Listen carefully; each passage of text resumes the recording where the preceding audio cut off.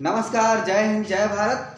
चलिए बच्चों, आज हम आपको आवर्त सारणी का जो इलेक्ट्रॉनिक विन्यास बता रहे थे तत्वों का, उसमें हम आपको बताएंगे यप ब्लॉक। और यप ब्लॉक के तत्वों में से लैंथेनाइड सीरीज के जो भी तत्व हैं उनको हम उनका हम इलेक्ट्रॉनिक विन्यास बताने जा रहे हैं। और आरसी सिंह चैनल में आप सभी का स्वागत है। देखिए, बिना टाइम बर्बाद किए हुए बहुत इंपॉर्टेंट होने वाला है आज का जो इलेक्ट्रॉनिक विन्यास, इसको आप अच्छे से देखिएगा। ठीक है, फटाफट देखिएगा, बहुत मजा आएगा आपको देखने में।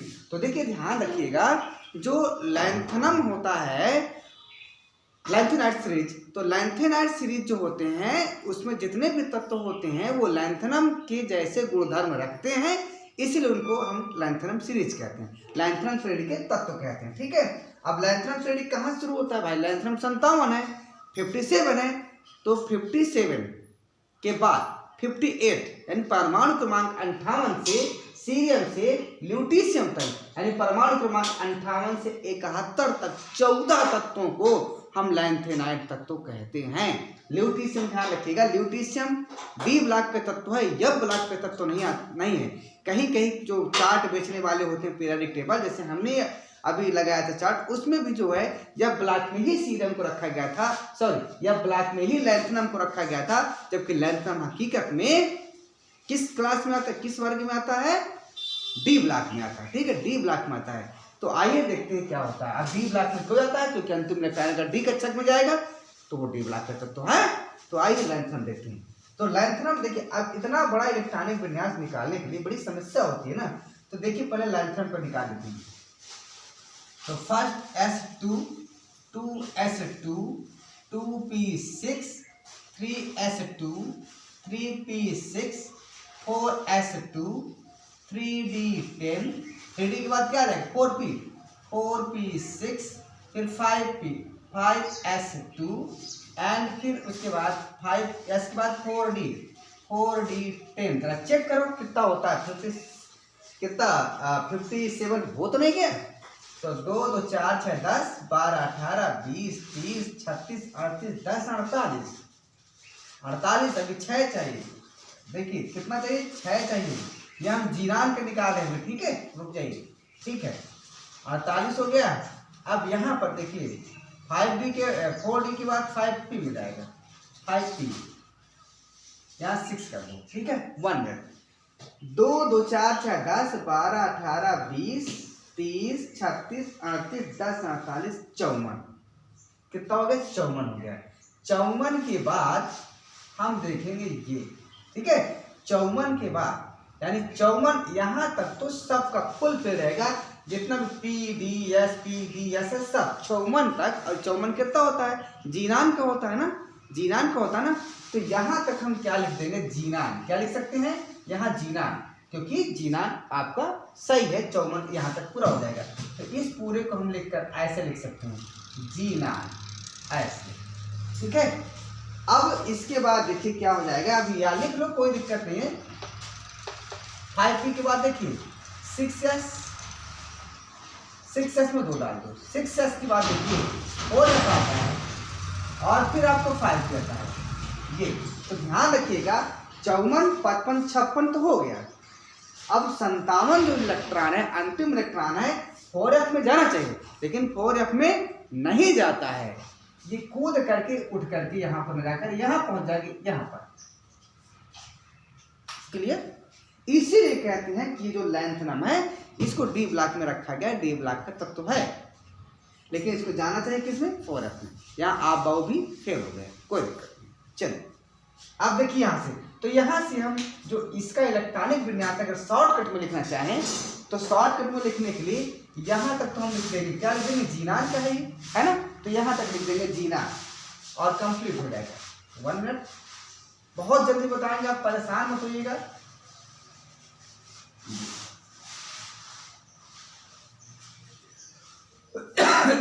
ये हो गया आपका जीनान और इसका होता है 54।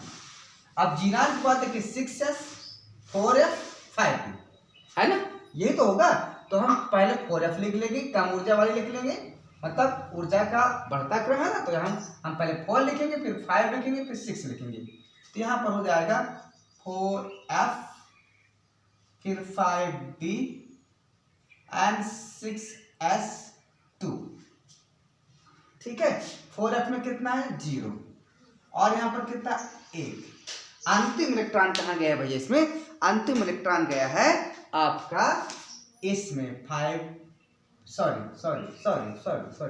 हमने किसका बता दिया, हमने बता दिया लेंथ में। ठीक है, ये 5D में गया है।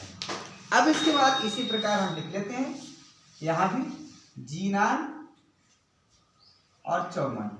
अब इसमें क्या है, एक बढ़ेगा रहेगा तो वही सब 4F 5D 6S, इसमें तो रहेगा 2। अब इसमें जाए किसमें, तो इसमें एक भर गया है, इसमें D में तो पहले ही भर चुका है ना। अब जो दूसरा इलेक्ट्रॉन है भाई अभी क्या 58 है, 57 तक तो हो गया, तो 98वां कहाँ जाएगा, अब इसमें नहीं जाएगा, इसमें 2 नहीं होगा, इसमें एक ही रहेगा, इसमें आएगा, इसमें आएगा, इसमें आएगा 4F1 में आ जाएगा। ठीक है, यानी अंतिम इलेक्ट्रॉन कहाँ गया, 4F1 में गया। कहाँ गया है, 4F1 में। ध्यान रखिए अंतिम इलेक्ट्रॉन है, आपको दिखा रहा हूँ ये क्लियर। अब इसी प्रकार हम सब लिख लिए हैं, यहाँ भी लिख दी 54 54, यहाँ पर लिख देंगे 4F, यहाँ 5D, यहाँ पर 6S। इसकी तो बात छोड़, इसमें 2 ही रहेगी, डाल के चले जाओ।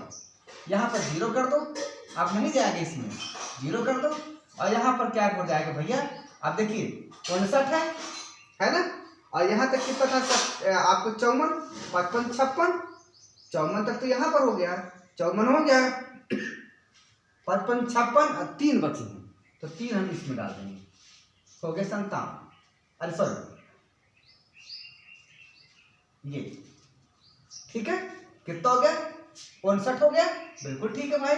अरे भाई 54 था 55 56, ये 54 है 55 56 3 59, क्लियर।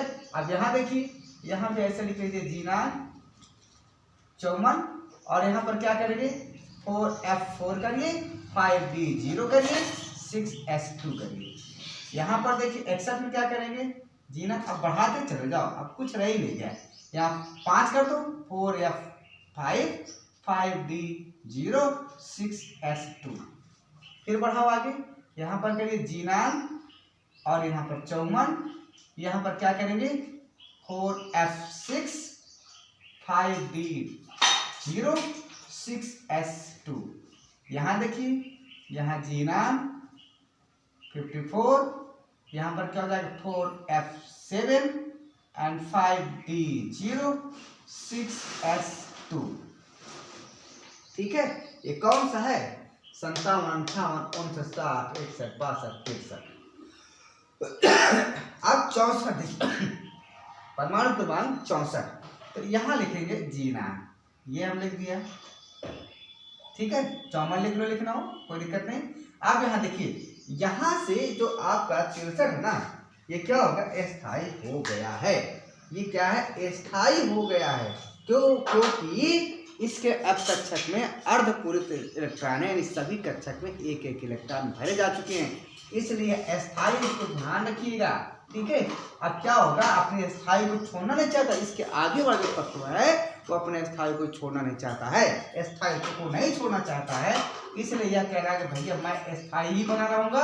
और यहाँ 7 रह गया, यहाँ 6S है, तो भैया अब एक इलेक्ट्रॉन कहाँ जाएगा 5D में चला जाएगा।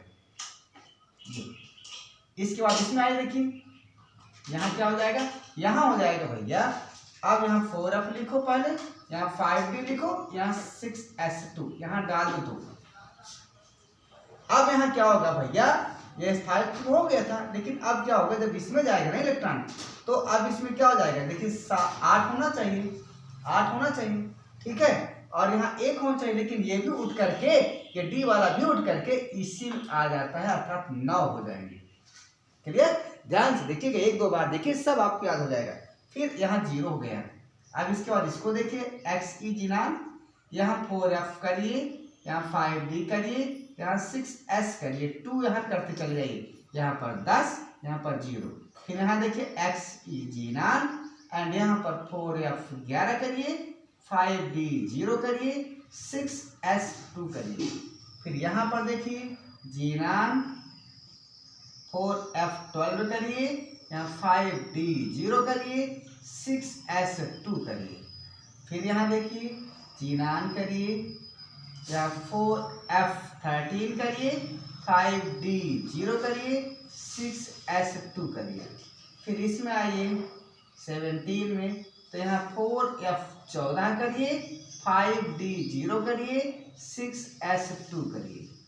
अब यह भी देखिए आपका स्थाई वाला हो गया, क्योंकि यहाँ भी यस में भी आपका 2 इलेक्ट्रॉन पूरे कंप्लीट है, एफ में भी 14 इलेक्ट्रॉन कंप्लीट है, इसलिए यह भी आपका स्थाई हो गया है। इसलिए यहाँ पर अब जो आगे वाला तत्व है वो क्या होगा भैया, वह भी स्थायित्व तो रहना चाहेगा। इसीलिए इसीलिए इसीलिए क्या होता है, यहाँ तो 2 रहेगा, यहाँ 14 रहेगा।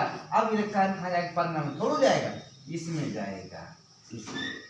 तो यहाँ पर देखिए अंतिम इलेक्ट्रॉन, ऐसे कुछ तत्व इसमें मिल गए जिनका अंतिम इलेक्ट्रॉन कहाँ जाता है, डी में। जैसे यहाँ पर देखिए मिल गया ये ल्यूटीशियम, और मिल गया आपका गैडोलिनियम, परमाणु क्रमांक 64 वाला, परमाणु क्रमांक 71 वाला, परमाणु क्रमांक 57 वाला। ये 3 ऐसे यहाँ तत्व मिल गए। ये तो खैर लैंथनम डी में जाएगा, लेकिन जो आपका लैंथेनाइड सीरीज है परमाणु क्रमांक 58 से 71 तक है, उनमें 2 ऐसे तत्व हैं जिनका इलेक्ट्रॉन कहाँ जा रहा है, डी ब्लॉक में। तो एक आपका क्या हो गया, आपका गैडोलिनियम, दूसरा आपको होगा ल्यूटीशियम। क्लियर। बाकी जितने भी तत्व हैं वहां पर क्या हो जाएगा, अंतिम इलेक्ट्रॉन कहा जाता है या कक्षक होती है। यहाँ नोट करके आप लिख सकते हैं भैया, क्या लिख सकते हैं, नोट करके आप लिख लीजिए, आपको काम देगा। क्या देगा कि यहाँ जीडी और ल्यूटीशियम, इन दोनों के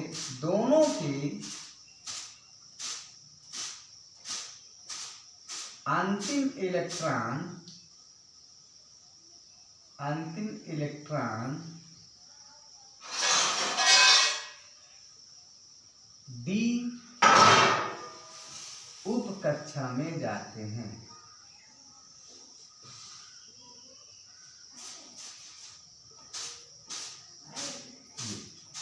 ठीक है। और अगर आप देखना चाहते हैं तो इनका जनरल इलेक्ट्रॉनिक विन्यास होता है सामान्य इलेक्ट्रॉनिक विन्यास,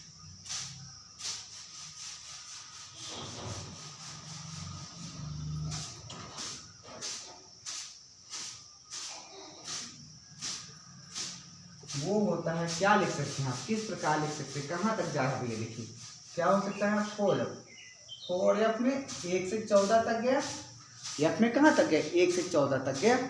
ठीक है, एक यहाँ है, फिर यहाँ 14 तक गया, फिर एफ के बाद क्या आता है भैया, 5d है ना, 5d में कहाँ गया, 5d में देखिए 0 भी है और मैक्सिमम 1 तक है, यानी डी में 0 से 1 तक गया।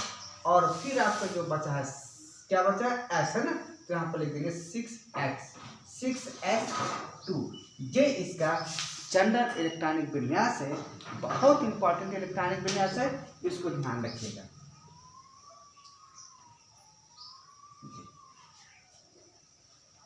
अगर वीडियो अच्छा लगा हो तो लाइक करिए, शेयर कीजिए, सब्सक्राइब कीजिए।